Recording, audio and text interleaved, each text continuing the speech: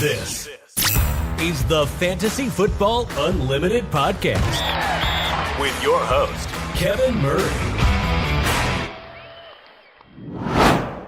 Welcome to the Fantasy Football Unlimited podcast. On this episode, I'm excited to welcome a guest that's doing a lot of great things in the fantasy football space right now from Footballguys and the Great Fantasy Football Show. It's Colton Dodgson. Welcome to the show, my man. Hey, Kevin, thanks so much for having me, man. That intro was sweet. I liked that. I always like coming on these shows and checking out everybody's intros, but that one was like, I had fun watching that. So thank you for having me on, man. Yeah, I'm thrilled to have you here. I'm excited to share your story with the audience. Let's start off with what you're doing with Footballguys. What is your role with this legendary fantasy football brand right now? Yeah, it just continues to grow a little bit. I think I was brought in at the end of the season last year with kind of the new hire class, right? And we all we're trying to find our way a little bit and contributing wherever we can. And I think I've been trying to write as much as I can. Now I had the opportunity to be on a show every Sunday morning live with Joey Wright and Adam Hutchinson, which is a lot of fun. Started that last week. We had a great time. I'm going to start a weekly kind of a column thing this week called Fantasy Dreams and Nightmares. Just really capturing the humanity, I think, that goes into fantasy football week in and week out when maybe things bounce our way in times in which they don't. So trying to highlight the breaks and the things that didn't go our way week in and week out. So I'm excited to do that, but just a little bit of whatever I can do, really. I like to contribute however I can, whether that be video, writing, and I do a little bit of both. So I love it. No, it's awesome. The Sunday morning show is excellent. Obviously, Adam's a great person in this space. Joey Wright, now that's a special guy as well. Talk about working with those two. Yeah, they're awesome, man. Joey and Adam have been great. Don't tell Joey I said that. I'm sure he'll see this, but no, Joey's great. Adam's awesome. He's so good at what he does too. I got to shout him out. The one thing that he helped out a ton with, and I'm sure he's done this for so many people, was Devon Achane this offseason, man. Adam Hutchinson hit the nail on the head with him. And I felt good about drafting Achane because of Adam, and he played week 1. So little shout out to Adam there. But in terms of who they are as people, they're great people, but that's a running theme at Footballguys. So yeah, I mean, obviously it's an incredible team at Footballguys, has been for decades at this point. From a consumer perspective, what are your favorite features and tools and content that comes out of Footballguys? I think one of the coolest things, we're all players, right? We all contribute and we all, do our deep dives and help with rankings and things like that. But at the end of the day, we're all players. And I think the most helpful thing for me throughout the offseason drafting, and the draft dominator is awesome, and I used that as well. But I love how our rankings are customizable and you can adapt those to your leagues, right? So you can I'm in some pretty wild formats this year. I'm in a league with an IDP spot and 4 quarterback slots. And it's like, how do you value players or even Scott Fishbowl, right? Like, how do you value players when you're in scoring settings and lineup settings that are less than conventional, you might say? And the draft rankings are customizable to suit that, right? So you can sync your leagues with Sleeper, whatever app you use, and then the rankings kind of adjust to your league scoring. And I think that is incredibly helpful. I used it a ton. Super user friendly and super versatile, I think, too, to the unique nature of fantasy football sometimes with all of these new ways to play that have come out. I love it. Yeah, Footballguys obviously as good as it gets in this space. So for you, obviously, you got to have a passion for sports. Talk to me about where that began. Roll back to your childhood. Talk about your favorite teams growing up, your favorite players growing up. Yeah, man, this is one I'm going to be honest, and I'm here to get vulnerable. I'm a little self-conscious about it in terms of my fandom, because there's like a taboo with being fans of teams that are from a market that you did not grow up in. And I'm going to explain. I got some weird fan allegiances and things. I promise they're forged by by pain, and I've paid my dues. But growing up, I'm born and raised in Arizona, right? And out here, at least in my experience, you're not really born into like fandom. I would say the closest thing that you could compare Arizona to is like a basketball town, or I guess Phoenix is like a basketball town. And I'm not even a Suns fan, but like that's kind of where everybody gravitates toward, is like basketball. So you're not really born into like Cardinals fandom or anything like that, at least in my experience. Again, you go to school, you and your buddies start watching football, and you kind of all gravitate toward your teams. And for me, I remember being up, my family had a cabin in Flagstaff, and I saw Sports Illustrated sitting on the coffee table, and it was Donovan McNabb and Terrell Owens on the cover, and the headline was "Brotherly Love?" ? And I was like, oh, that's interesting. So obviously alluding to the feud, right? And I was kind of hooked from there, man. Unfortunately, for a long time, the Eagles made that very difficult. A lot of pain, but it all kind of broke through in 2017 when they won the Super Bowl. So diehard Eagles fan, growing up, but from Phoenix. So I guess make sense. I am a Diamondbacks fan, so there you go. Oh, there you go. I mean, are you a Suns fan? I'm not. This is I said I was self-conscious because this is the team that kind of throws everybody off. I fell in love with basketball watching Kevin Durant, Russell Westbrook, and James Harden. Oh, man. So I'm an Oklahoma City Thunder. Oh, can we end this show right now? Seriously, I'm a Seattle guy, right? That horrible franchise stole my squad. They came up here, ripped it from a great fan base. I was afraid. As soon as you started saying that, I thought you might say OKC, but I'm like, no, he can't do that. I was trying to delay saying it. I know you're a Seattle guy. And they should still be the Supersonics. I agree with you. Okay. So I will say that. And I was a big believer in the Sonics curse until obviously they won a title. And that's why everybody kind of hears like Eagles Thunder fan, like, how does that happen? You're so spoiled, all of that stuff. And it's like, people forget those were two teams that were really tough to root for a while. So, it is what it is. I'll own it. People can clown on me for it, but I promise those allegiances have been forged with plenty of trying times. I love it. No, I think it's cool. I think that obviously, there's a lot of people out there like, oh, I'm a Lakers and a Yankees fan, or I'm a Cowboys and a Lakers fan. And I think that's this one's unique, and I can respect that. I think there are a lot of people that grow up in towns, cities, states that don't have, strong, professional sports. They got to find a team. And I grew up in the Seattle area, and I can say that our baseball team was terrible. Finally, Griffey came. We were still terrible, but I had a guy that, I could root for. Sonics were good. They were very good. They were an excellent franchise. But I was too. I was a kid that looked, outward, and I loved Barry Sanders, and I loved, different teams. So, if you're a fan and you're living in a city, you don't have to be loyal to that team. Follow your heart, and obviously dreams come true, because the Eagles' success recently has probably been great for you. You probably feel like you've earned it as a fan. Real. Well, and you certainly have. You've earned it. You've earned it. It's out. OKC though. Thanks, man. I don't know about that one. I get it.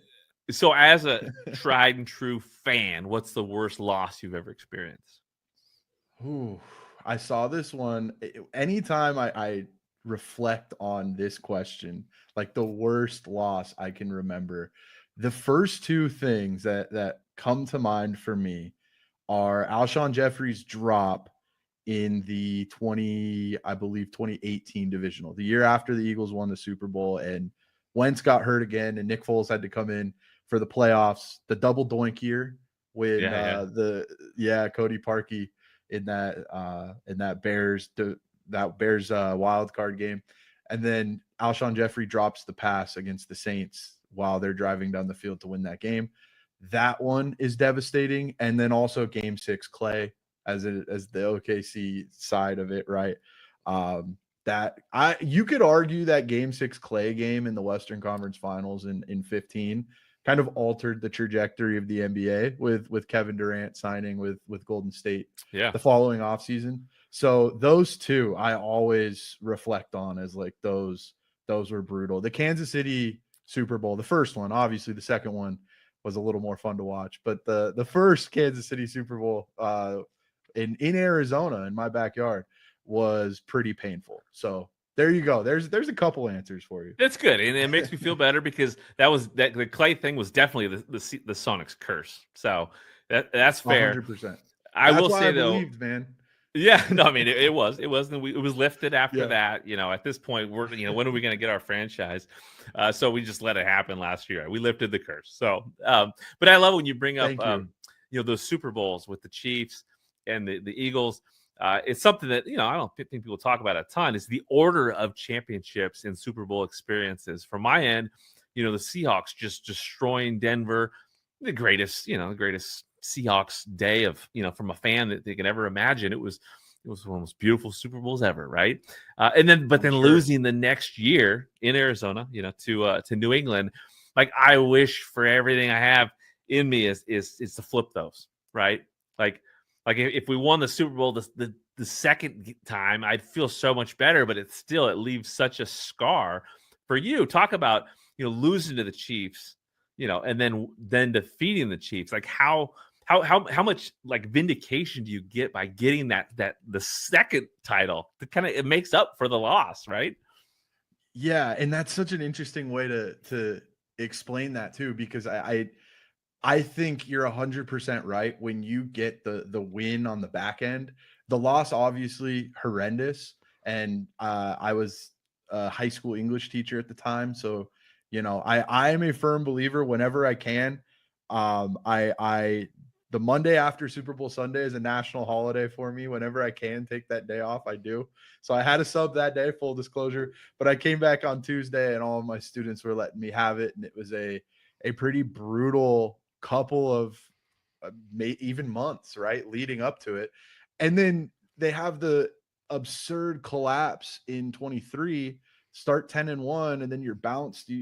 Matt Patricia's your defensive coordinator, and things have just gone off the rails, bounced in the first round. So it's not only like getting back and vindicating, right, but it was like you're at the peak, you're at the bottom in 23. Things could not get worse. You're like, they're not gonna this franchise, had they fired Nick Sirianni, who knows where they would have been. And then the very next year they're back, and it's like, I guess that's the Saquon Barkley effect, right? But you're 100% right. It just makes it feel, it hits so much different because of everything. And I guess it does to any extent, right? You had to wait forever for that first Seahawks title, right? So like, it was awesome. But I think getting the win on the back end against a team that won the way that they won the first time around, with an all-time classic game decided by a holding call, right? It was 2 years in the making. I think I tweeted that out after the game too. It was just 2 years in the making. So that anticipation and that build up for that level of payoff is a super unique feeling. And one that still doesn't feel real. I watched back an NFL Films sort of like mini documentary thing on the dagger, the play call that like kind of put the game out of reach or whatever. And it's just like, wait, that happened.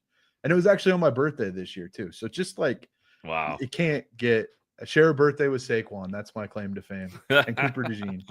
I love it. But yeah, man, just absurd. So yeah, I know that loss is part of the journey. Then it culminates, and who knows what happens this year. There's a lot of competition out there. Green Bay's looking good at this point, but Philly's obviously in the driver's seat. Hopefully they can pull it off for you. Green Bay looks tough, man. I will say that. So obviously, you got a passion for sports. When was it that you discovered fantasy sports? So I was a freshman in high school, and I love that you do all of the commissioner centric stuff, right? That's an angle that's really important to you. And I love that, because that was sort of my intro to fantasy sports, was like, I want to do this. I want to play in a league. I'm a freshman in high school. I played football at the time. I had a lot of friends on the team. We're obviously all into the NFL. I vaguely knew about fantasy. and I started asking around and collecting emails and we built our first ESPN league. And you take your lumps as a commissioner, especially a 14-year-old commissioner, when you have no idea what you're doing and you set the championship for week 18 because you want to span the entire season, right? You're taking your lumps, you're learning. And then you got Matt Flynn throwing for 6 touchdowns in a championship while, your wide receiver 1 is resting or whatever, right? So that's just part of it. But freshman year of high school, gathered my guys together and we started a league that still exists today. And I think that's just the coolest part about this whole game. We can get into the weeds on analysis and our guys and flag plants and all of that stuff. But the coolest part to me is getting people together and building something that lasts. So the connections, the camaraderie, the league experience, that's your favorite part of the fantasy experience? 100%, man. And I've gotten to meet new people through leagues, right? I'm in more leagues this year than I think maybe I've ever been in. And obviously with, being brought on at Footballguys and being sort of introduced to this like larger fantasy world that kind of happens. And it's been awesome. Like you're just meeting so many new people and you're bonding over a shared interest. Right. And I think that's just such an ease. Sometimes it's hard to like build connections with people when you don't know what your common ground might be. And with this, it's like, this is everybody's common ground. We can just talk ball and establish these connections through something we all know and love. So I love it. So how many leagues are you in this year? Ooh, I believe, and man, these might be rookie numbers. I know people who are in way more than me, but I want to say I'm in 9 this year. Okay. And you get to a point too where, like, again, that's more than I've ever been in. But you do. I've tried to limit it in years past, and this year I've just been so excited to get back to football, and I'm trying to see how many I can effectively manage. Week 1 was okay. The wins weren't great, but like in terms of managing the teams and stuff, it's been okay. But I found that if you're stretched too thin, it's like everything is essentially a net neutral because something that's good in this league is bad in this league. And, but I'm taking it on this year and we'll see how it goes. Nice. Now, so with that primary home league, that goes back in the day, like the original time you played fantasy, that whole league is still together. That's incredible. Yes, I have since this is kind of the crazy part is I have since moved on, but a lot of the original members are still there. They have like an Instagram account and they do a great job with it. They broadcast it. People are like relatively interested in following it and things like that.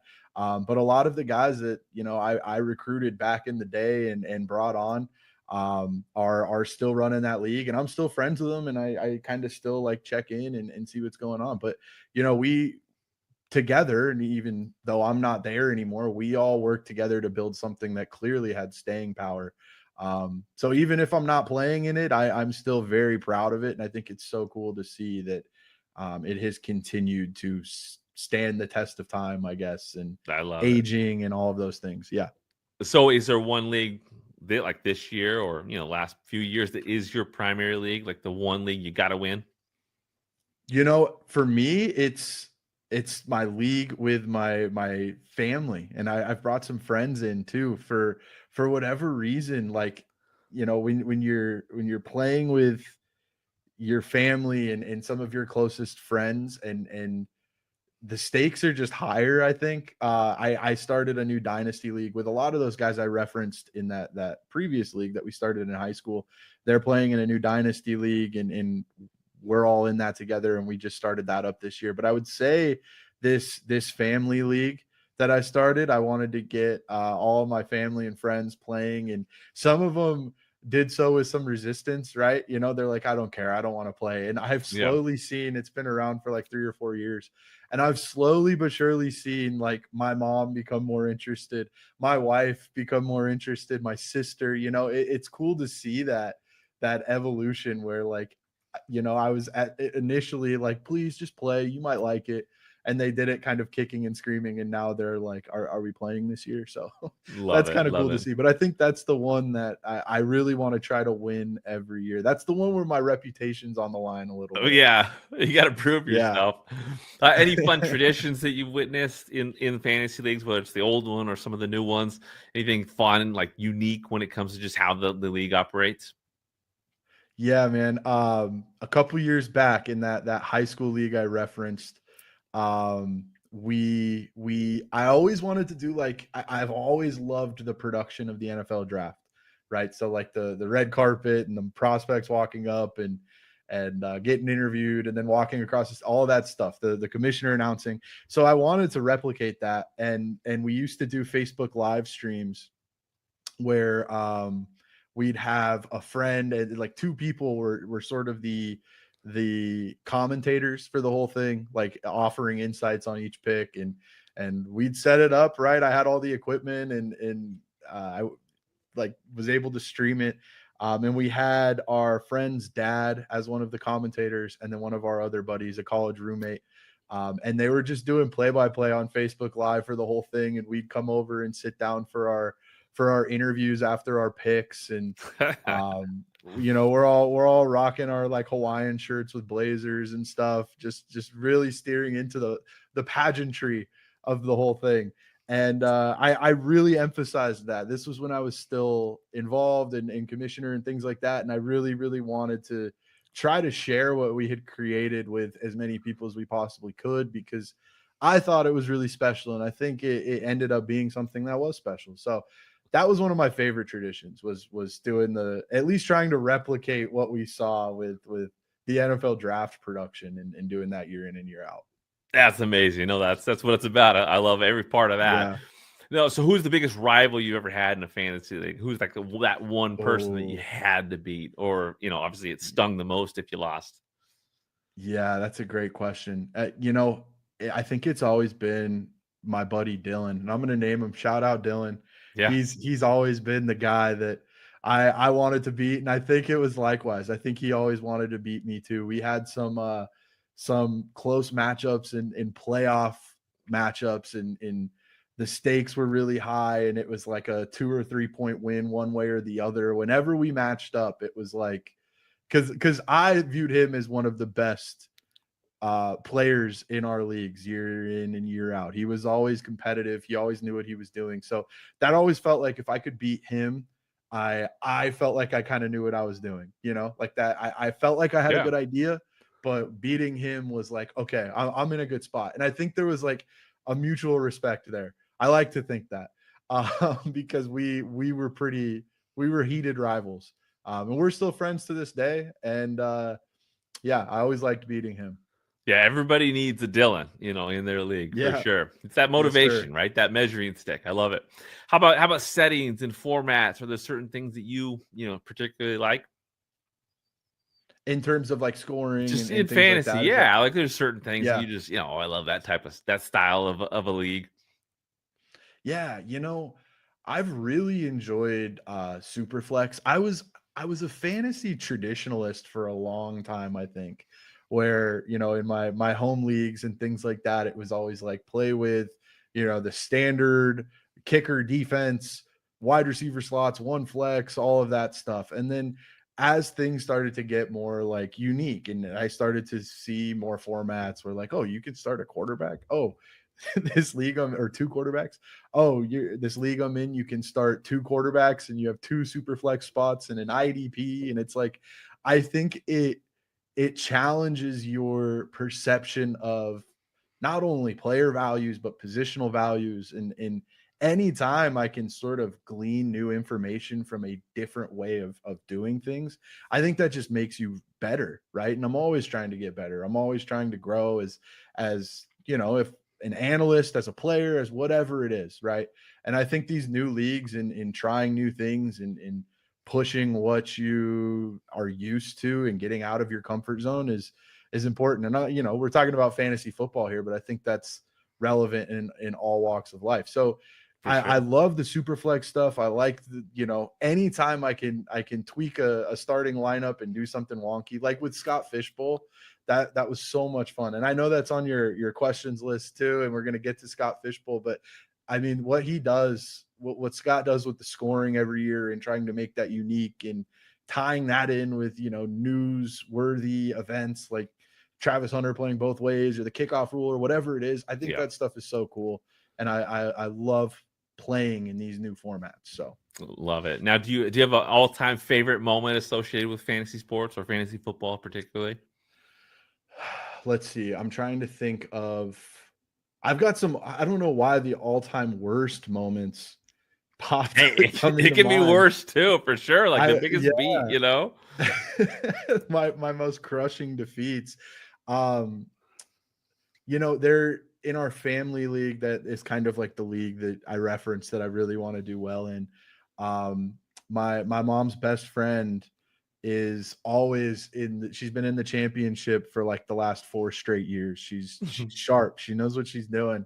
And she beat me 2 years ago.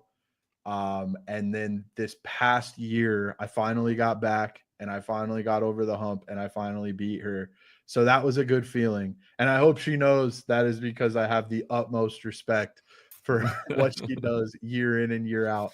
But I do, my buddy Gabe in that league I referenced earlier beat me in the championship one year. I want to say this was like our sophomore or junior year of high school, because I was down 3 or 4 points and I had Arian Foster, like prime Arian Foster left. And I'm, counting the money. I'm celebrating my championship. There's no way I don't get 5 points out of Arian Foster. And then he plays a series. He's removed from the game after the first series with an irregular heartbeat, and he does not come back into the game, and I lose. Oh my gosh. And that might have been my most crushing defeat. I still think about it to this day. But that's just the power that this game can have over you, and that's why it's so much fun. I love it. Now, when you first started playing, consuming content, do you remember, whose content you were consuming back in the day? Yeah, for me, I was always a magazine guy, and that's why, like, the Footballguys magazine, you could probably see it behind me. I always point to the wrong direction. There it is. No, right there. There we go. I was always a big magazine guy. Loved, flipping through the pages and getting to the cheat sheets and reading all of the blurbs and things like that. And every year I'd buy the ESPN magazine. And I still have some of them. We moved recently and I was going through old stuff and found one with like Odell Beckham on the cover. Right.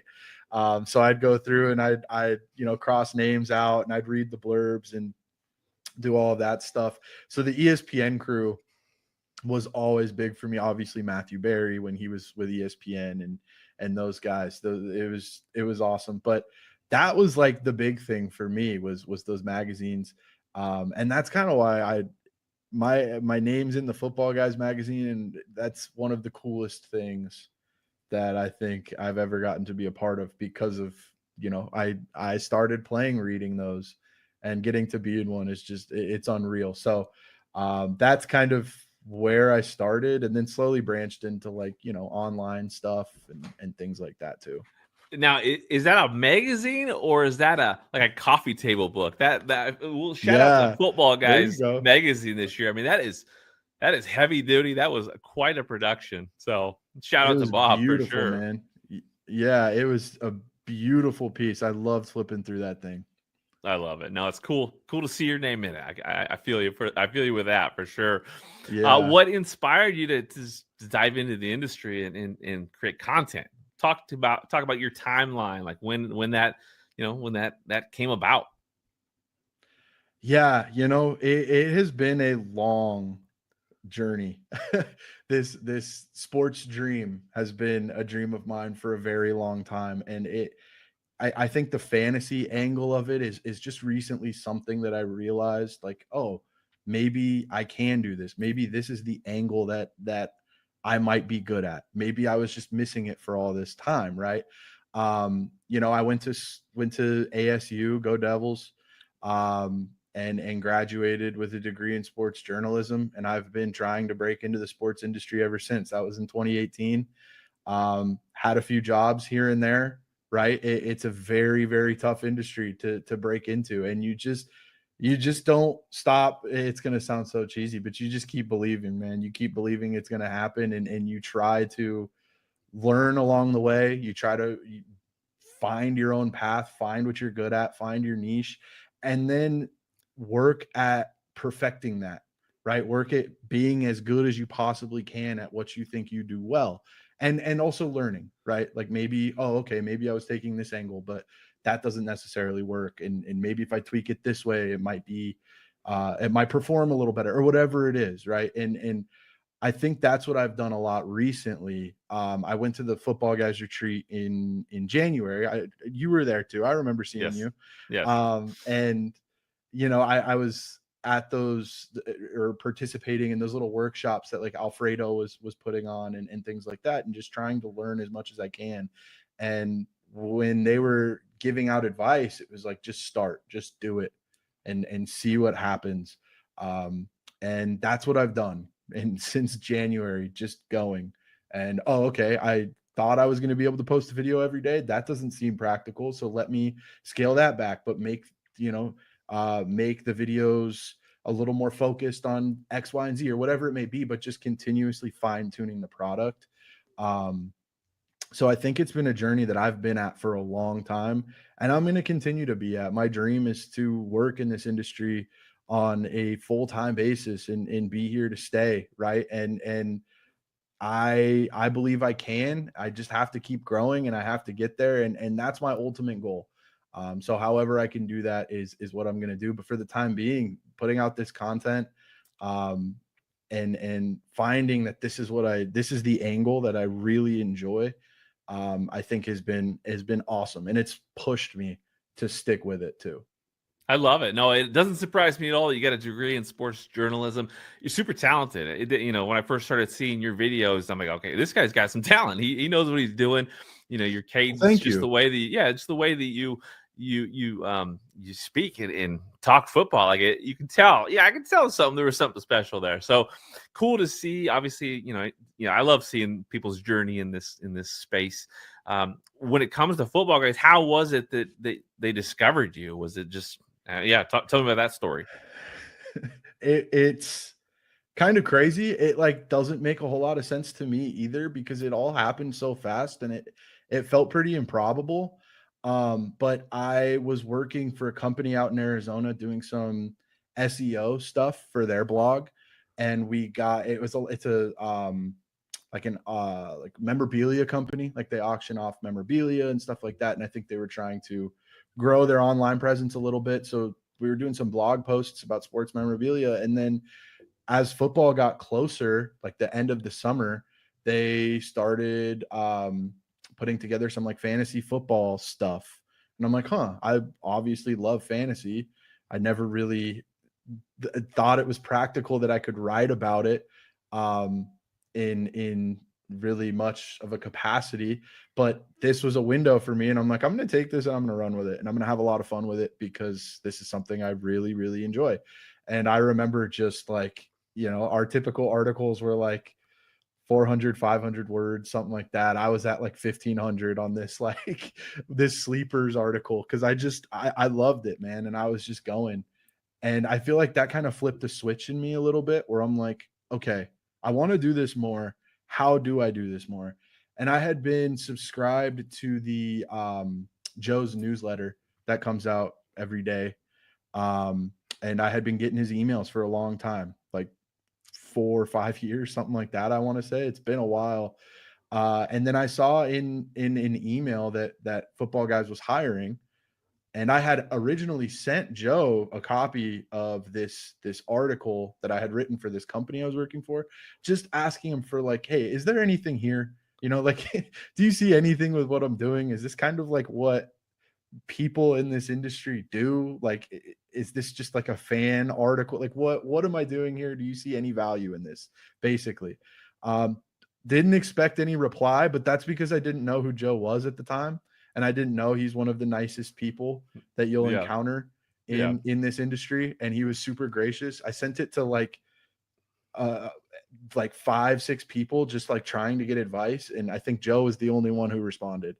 And I admittedly sent it during the preseason when he was probably incredibly busy, and he was like, I will take a look at this in a couple weeks. I was like, totally fair. But then I saw that there was an opening, and just on a whim, I was like, we'll see. Again, didn't expect the response. Submitted that article that I wrote for this company I was working for. Didn't expect the response, but Dave Kluge got back to me, set up an email with, or an interview with Joe. We sat down and talked, and he offered me a spot with Footballguys, and it just all kind of happened so fast. But like, that was the validation that, okay, I do have something here, and now I have to do everything I possibly can to cultivate that, to refine that, and make this thing happen that I've wanted to make happen for so long. So that's kind of how it all came about, and it still doesn't feel real. Well, that's an incredible story. It's such a cool path towards what you're doing right now. Obviously, you at some point had to get on social media. It hasn't been that long. Was it surprised you how much action there is in the fantasy community on social media that you maybe weren't aware of? Yeah, I think I've always been, I don't know. I feel like I've never been the biggest social media person. I actually didn't have an X account, Twitter account, whatever you want to call it, before I joined the team. And I was like, I think I need to build up a bit of a presence and do my best to integrate that with my work, because I knew social media was a big part of content and being an analyst and all of those things. And I was at a point in my life where I was a school teacher, and still am. I'm doing some sub stuff now, but when you're a teacher, you want to try to be as invisible on the internet as you can, because kids are so digitally literate now that they can track you down and they'll find all of that stuff. So it was just like the risk didn't outweigh the reward for me at the time. And there wasn't much utility. And then I got into this opportunity, and I started building it. And it is a really cool community, a very passionate community. And there are a ton of people who know a lot.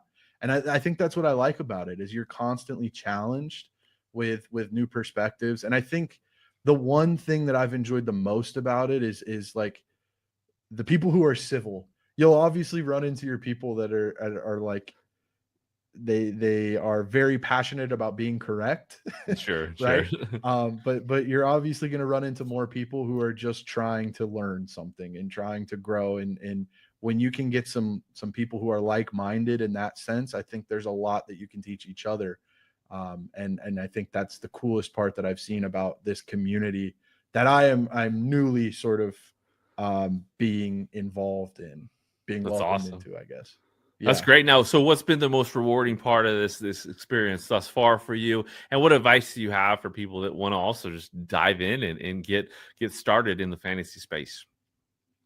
Man, it's the connections for sure. Like I think there's inherently some vulnerability that comes with posting anything, right? You're sharing it with, like I said, especially in this space, a wide base of people who are very sharp, right? People who know their stuff, and people who might not see things the way that you do. And you're worried that, sometimes like there's this little fear that sometimes rests in like, oh, I'm going to post this and people are going to be at me and it's not going to go well. And you have to overcome that, for one. And I think I'm a little more comfortable with it now, but I think the people, I was surprised at how many people were supportive. I posted a video a couple months ago, and it's funny because it got very misconstrued. I was talking about Jahmyr Gibbs and Devon Achane.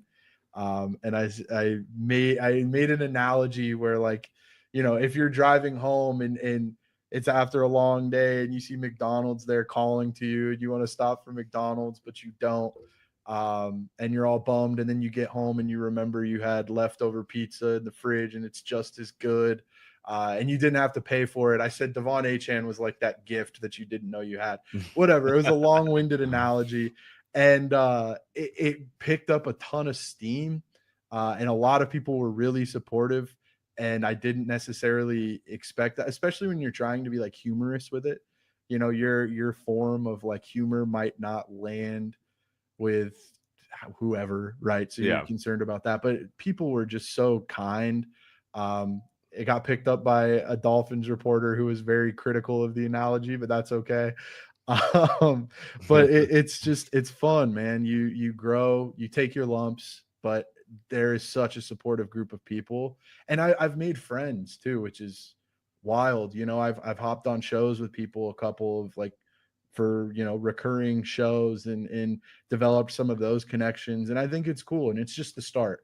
And I think that's what's so special to me is it's going to continue to get better, I hope, as I continue to settle in, I guess. For sure. No, and it is true. I mean, the fantasy community is it's unlike, most communities out there. It's pretty amazing. You've got events like the Fantasy Football Expo, which is just such a great one for the communities. You got SFB live events. Scott Fishbowl is such an amazing community event, and now in multiple cities having live events where people are connecting, getting meeting people that are local. Have you had any experience with SFB live, or desires for to get to the expo? Yeah, I would have loved to make it out to the expo this year. Unfortunately, it fell right on my wife's birthday, and we had a trip planned to go see her family in Florida, and I could not make it out this year. I was bummed about it. I plan on making it out next year. I've heard it's awesome. All of the stories are in videos and pictures I saw. I had FOMO, so planning on making it out next year. And then in terms of Scott Fishbowl, I did make it out to a live event in Phoenix this year. That was a ton of fun. I went by myself, which I do have like some social anxiety that I struggle with. Going into new situations and meeting new people, that's something that is really tough for me. But I also want to challenge myself whenever I can, and that was a big challenge to just show up to this live event by myself and kind of see what was going to happen. But I went and I sat at a table with three of the nicest guys I could have met, and we had a great time, and we drafted, and we talked about each other's picks, and it just goes to show you that like you can have those anxieties, you can have those fears, but the second you embrace that uncomfort and you challenge yourself, you're rewarded more often than not. That's a great message, because I think a lot of people have experienced that going to the expo, and then even maybe the second time they go, kind of having those same feelings. But it is such a cool community that, when you're going solo, you're not going solo. You're meeting up with your people. You may not know them yet, but an event like that, it really helps break down barriers and get people to experience just this community, the best of it. So highly recommend it. If you have some nerves, follow this advice, because breaking through makes a huge difference, and it's definitely a great community that will support you and welcome you open arms for sure. Absolutely. I couldn't agree more. Make it happen. Take the leap. You won't be upset that you did. And that's the same thing, when it comes to, asking about advice, for others that want to get into this space. I totally forgot to touch on that. No, it's okay. I mean, I assume it's kind of that same message, take the leap, right?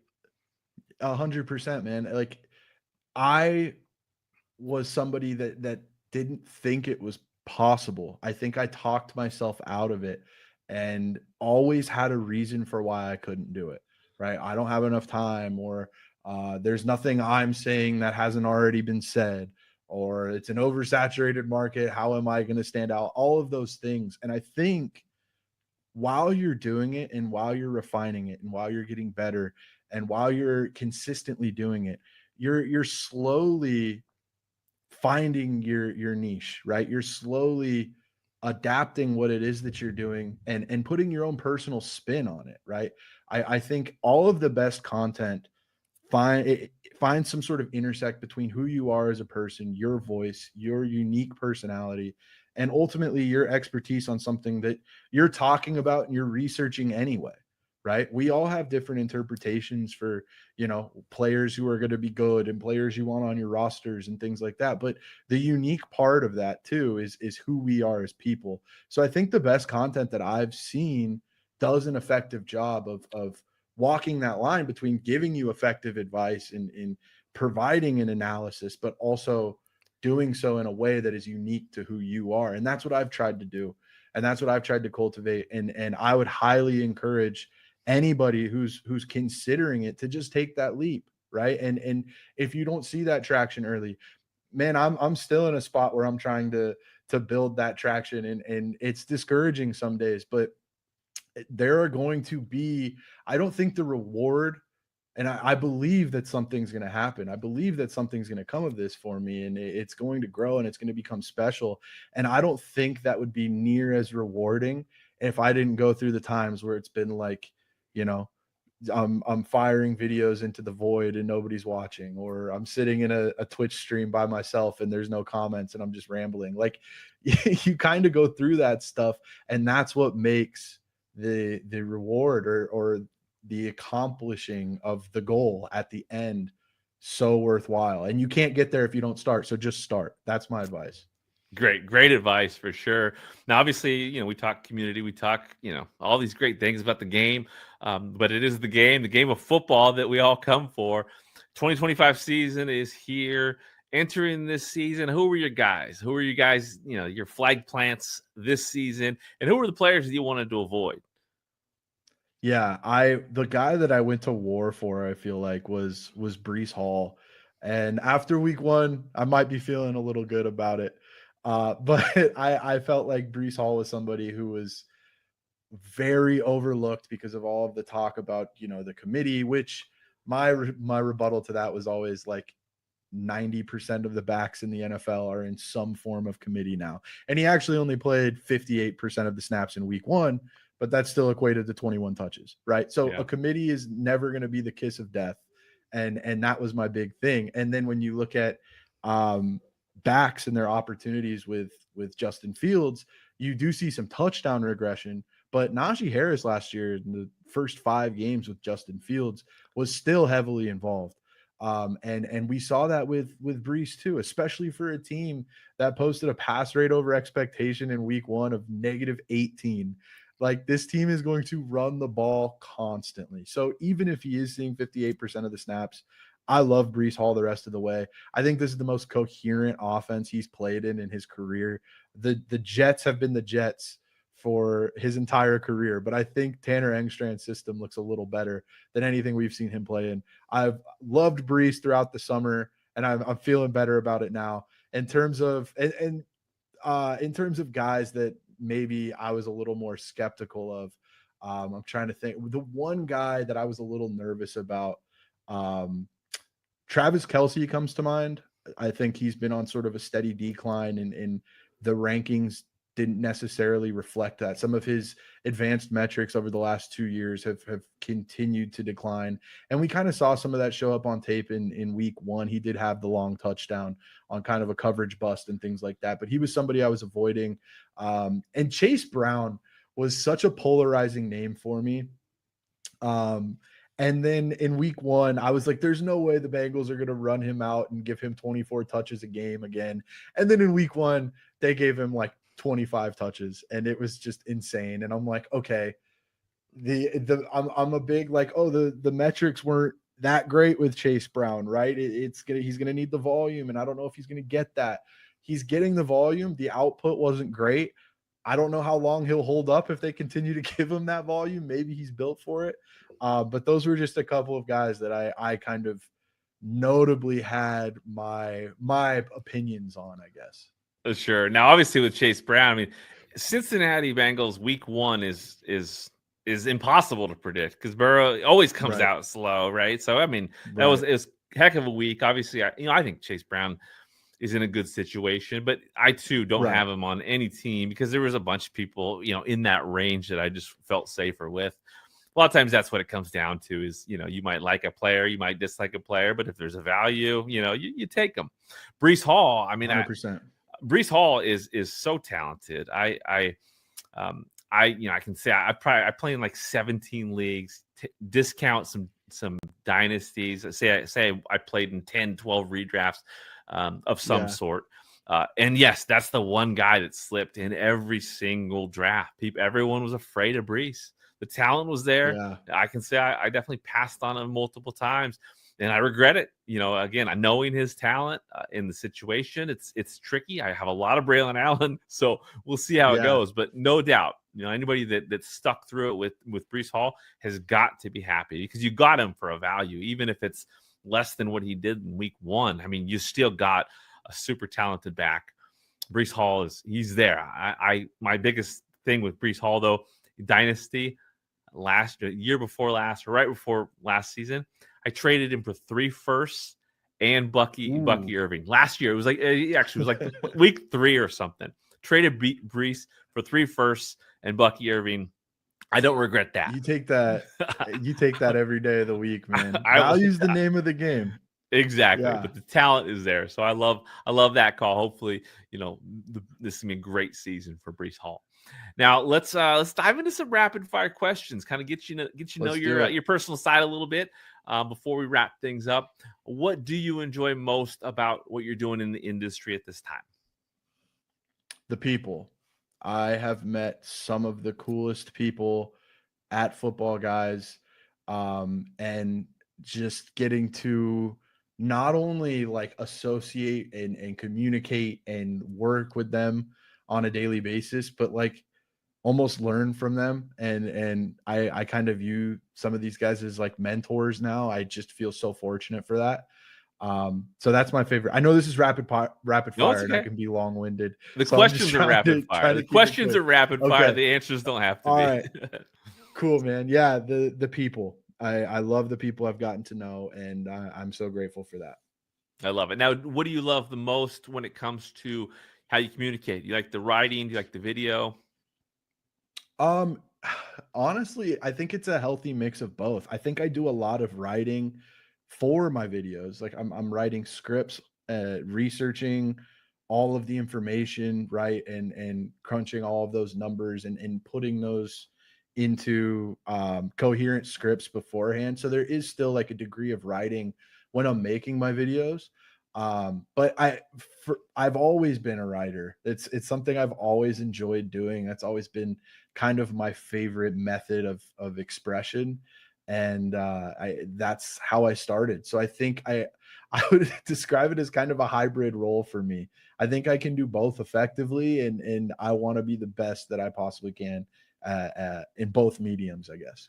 Love it. Now, how about your favorite hobbies and activities outside of sports?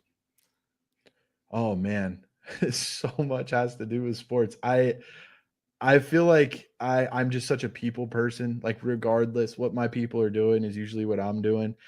If I can have a college game on nearby or something like that, a pro game on nearby, I'm usually hoping for that, right? Being in a restaurant with a TV or something like that, but I just love being around my people, and whatever they're doing, that's what I want to be doing. My wife, my family, my friends, like that's just get me around them and I'm going to be happy.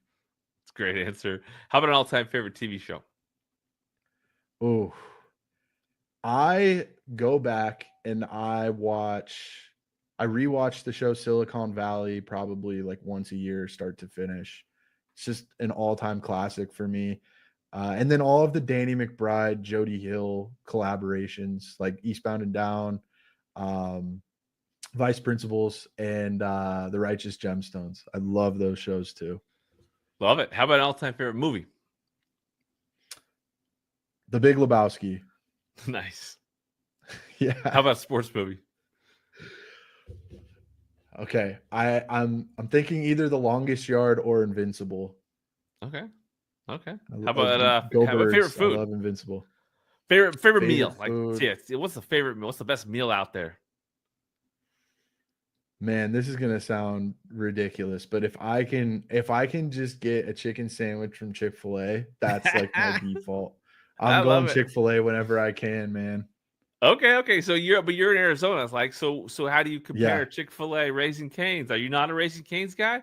Ooh, man, I'm an everything guy. I'm Okay. I love a little bit of everything, but Raising Cane's is delicious. Also, I'm giving the edge to Chick-fil-A. I think their chicken is a little more seasoned and Okay.